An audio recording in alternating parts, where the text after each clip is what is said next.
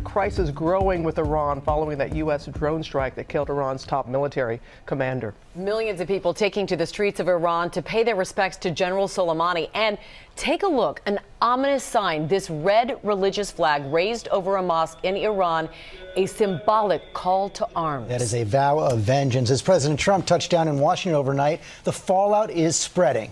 Iran has announced they will no longer honor the 2015 nuclear agreement. They're going to ramp up nuclear production. The Iraqi parliament voted to push U.S. troops out of that country, and President Trump is pushing back with threats of economic sanctions against Iraq and possible war crimes against Iran. All this as a terror group loyal to al-Qaeda killed 3 Americans on a military base in Kenya. So much. Our team is spread out from Washington to Iran. Martha Raddatz is there, starting us off with the latest. Good morning, Martha.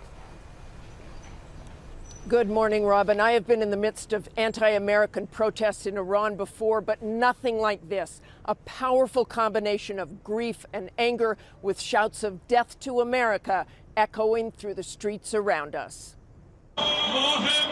This morning, mourners filling the streets of Iran's capital of Tehran for the funeral of General Soleimani, killed by that U.S. drone strike last week.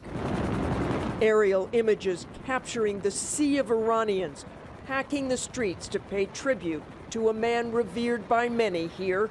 Trump made a big mistake. He killed our hero. Soleimani's image everywhere. The impact of his death profound. The crowds are massive and emotional. There are many tears here, many signs with Soleimani's picture on them, but the message is also very clear.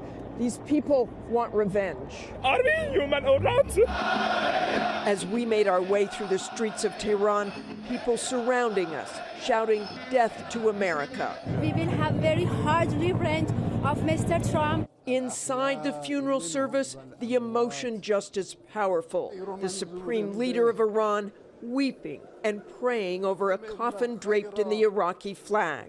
This is the largest funeral in Iran since the death of the Ayatollah Khomeini in 1989. Today, calls for jihad. Members of the Iranian parliament also chanting death to America.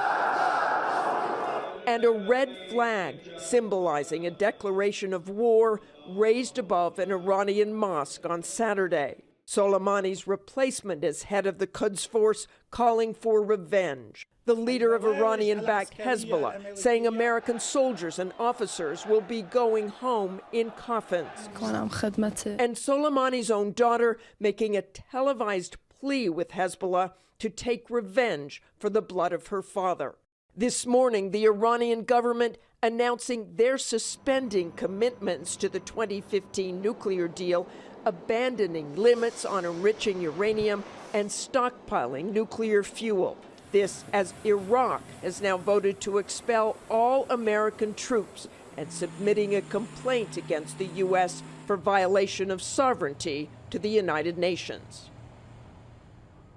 Just 6 months ago when we were here, some people were critical of their leaders because of the effect of American sanctions.